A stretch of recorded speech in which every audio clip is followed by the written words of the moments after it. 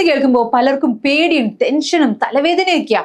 ചിലർക്കൊക്കെ എക്സാം എഴുതി പാസ്സാവാൻ വേണ്ടി മാത്രം പഠിക്കുന്ന ഒരു സബ്ജക്റ്റ് ആണ് മാത്തമാറ്റിക്സ്.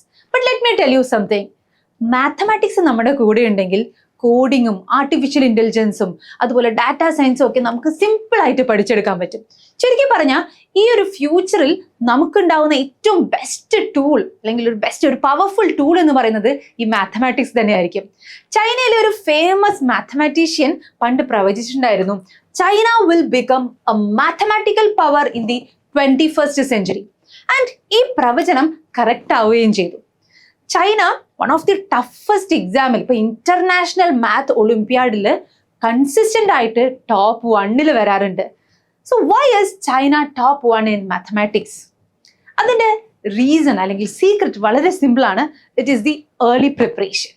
അപ്പോൾ എന്തൊക്കെയാണ് ചൈന ചെയ്യുന്നതെന്ന് നമുക്ക് നോക്കാം. First one is the linguistic advantage. അത് അവരുടെ മാത്രമുള്ള ഒരു അഡ്വാൻറ്റേജ് ആണ്.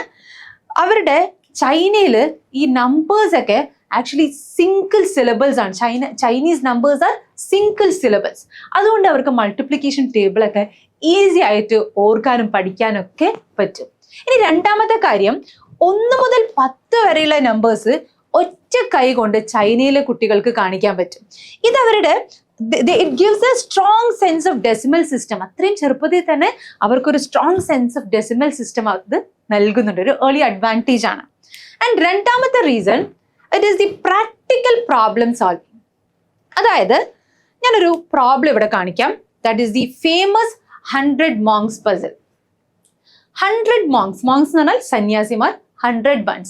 നമ്മുടെ കയ്യിൽ 100 സന്യാസിമാരുണ്ട്, 100 ബണ്ണും ഉണ്ട്. ഓക്കെ, ഇവർക്ക് നമ്മളിത് ഡിസ്ട്രിബ്യൂട്ട് ചെയ്യാൻ പോവാണ്. എങ്ങനെയാണ് ഡിസ്ട്രിബ്യൂട്ട് ചെയ്യുന്നത്? സീനിയർ സന്യാസിമാർക്ക് ഒരാൾക്ക് 3 ബണ്ണ് വെച്ചാണ് കൊടുക്കുന്നത്. ആൻഡ് ജൂനിയർ സന്യാസിമാരുടെ കേസിൽ 3 സന്യാസിമാർ 1 ബണ്ണ് ഷെയർ ചെയ്താണ് കഴിക്കുന്നത്.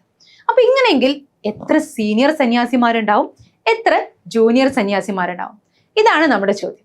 നമ്മൾ ഈ ഒരു പ്രോബ്ലം ചെയ്യാൻ നമ്മൾ എക്സും വൈയും ഒക്കെ ഉപയോഗിച്ച് കുറച്ച് ടൈം എടുത്തിട്ടൊക്കെ ആയിരിക്കും ചെയ്യാം. പക്ഷെ ചൈനയിലെ കുട്ടികൾ ലോജിക് യൂസ് ചെയ്തുകൊണ്ട് കുറച്ച് സെക്കൻഡുകൾ കൊണ്ട് തന്നെ ഇത് സോൾവ് ചെയ്യും.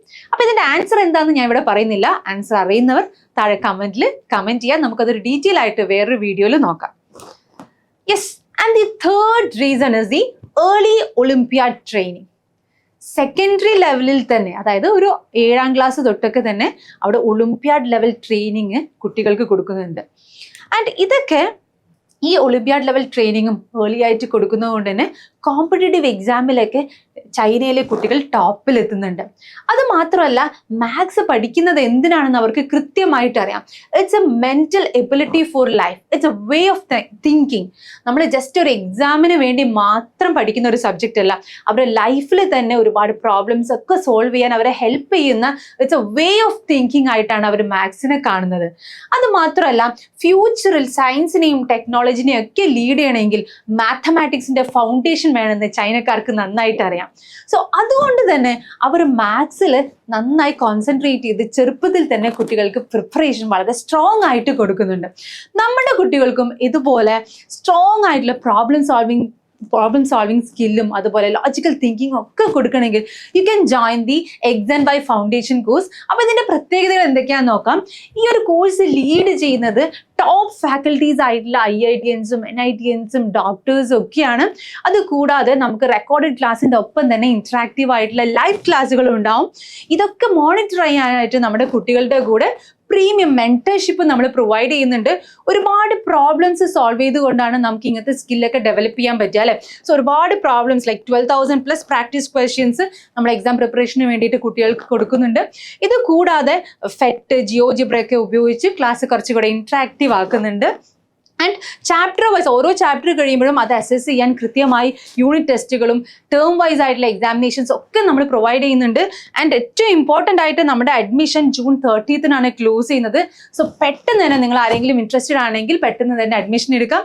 Will see you in the next video. By.